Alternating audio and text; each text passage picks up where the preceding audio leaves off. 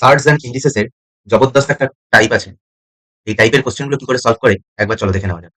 দেখো আমাদের কোশ্চেনে কি বলেছে, √7 এটা একটা ইনফাইনাইট সিরিজের অঙ্ক। ওকে, এই ইনফাইনাইট সিরিজটার ভ্যালু কত হবে? আমি যদি ধরে নিই এটা একটা এক্স, তাহলে এক্স এর যদি আমি স্কোয়ার করি তাহলে এই টোটাল টার্মটা এটাকে আমি এক্স ধরে নিয়েছি, এই যে এই টোটাল পার্টটাকে আমি এক্স ধরে নিয়েছি। ওকে, তাহলে আমার এটার কত ভ্যালু হবে? 7, √7, √7 এরকম করে চলতে থাকবে, ইয়েস অর নো, ইনফাইনাইট অব্দি। তাহলে আমার এক্স এর ভ্যালু কত হবে? X square is equal to কত হবে? 7x, তাই তো? তাহলে এক্স এক্স কেটে যায়, তাহলে এক্স ইজ ইকুয়াল টু কত হবে? 7 করে থাকবে। তাহলে আমার এইটুকু পার্টের ভ্যালু কত হয়? 7 হয়। জেনে রাখো, যেরকম রুট দিয়ে থাকলে √7, √4, √3 দিয়ে ইনফাইনাইট থাকলে তার ভ্যালু রুটের ভিতরে যে সংখ্যাটা থাকে সেটাই হয়। কোশ্চেন আমার কি বলেছে? 7 equals to 343 to the power y-1, মানে এটা 7 এর কিউব। 7 এর কিউব মানে 3y-3, 3 3 দিয়ে গুণ হলো।